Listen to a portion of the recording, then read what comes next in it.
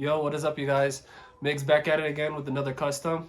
So what I did for the intro, what I was doing basically was aging these shoes.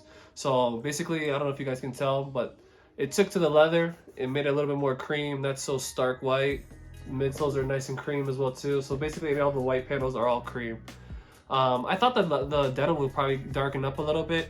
It did, but not as much as I really wanted it to. So what we're gonna do for this custom is we're gonna do bleach all the denim.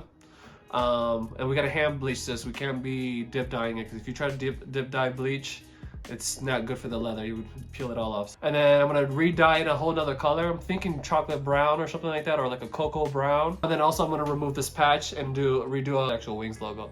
I think it'll be a lot more cleaner. So follow along. I'll see you guys in a little bit. Later.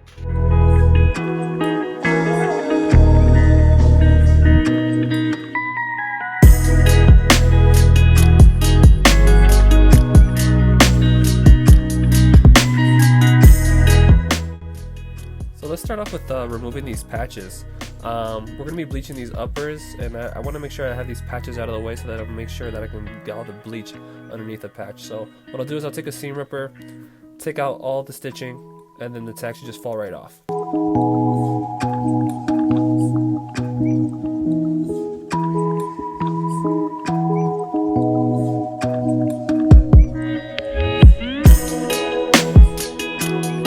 Alright guys, let's get into this bleach.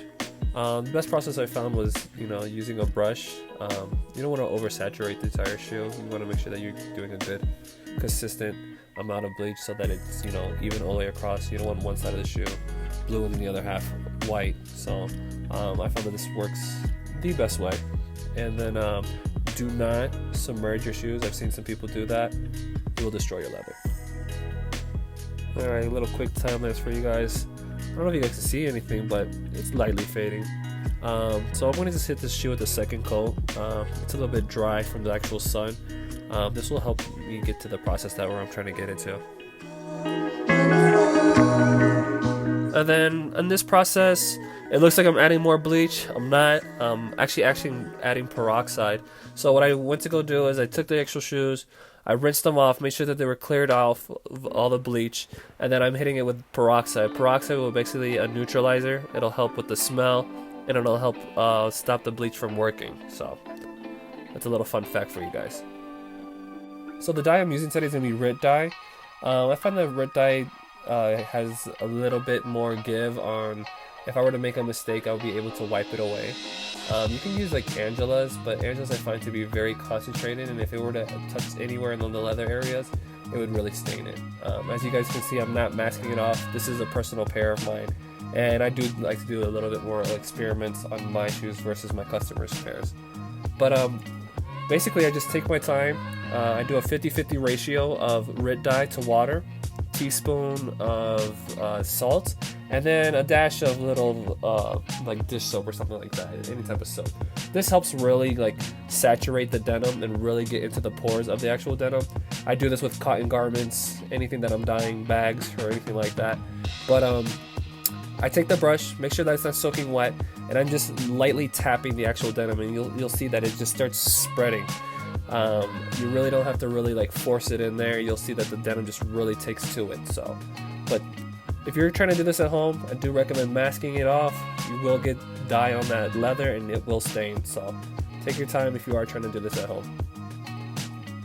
Oh no guys, footage definitely got corrupted. So I don't have any footage of this shoe being rinsed off. So basically what I had to do was just rinse this entire shoe once I felt that it was sitting on there for a good about half hour to an hour. I hit it with cold water to rinse it really, really well. And then I actually put it in the washer inside of a pillowcase on a light load, cold water, and air dry.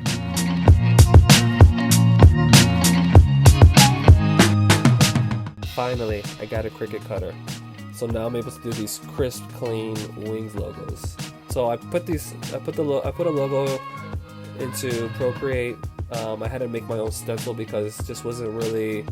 I couldn't really find anything online that I really liked that measured correctly. I wanted it to be as factory as possible, basically. So I put it onto Procreate, I drew out this entire Wings logo, put it on the Cricut cutter, it cut out a beautiful stencil.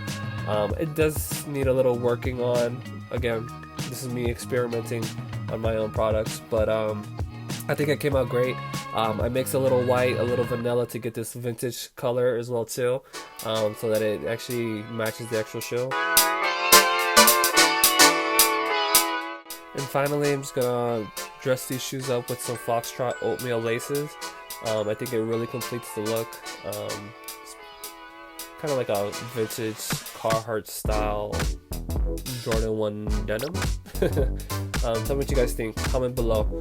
If you guys like this video, if you guys want to keep seeing these videos, like and subscribe. I really appreciate it. I've been doing this YouTube channel for probably a little over a year now.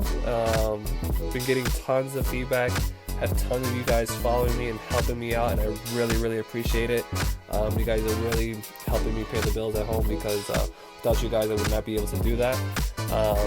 Thank you for all the new people who have, you know, rocked with me and have decided to get shoes customized by me. And thank you to the people who actually try to do these customs and reach out to me and need some help.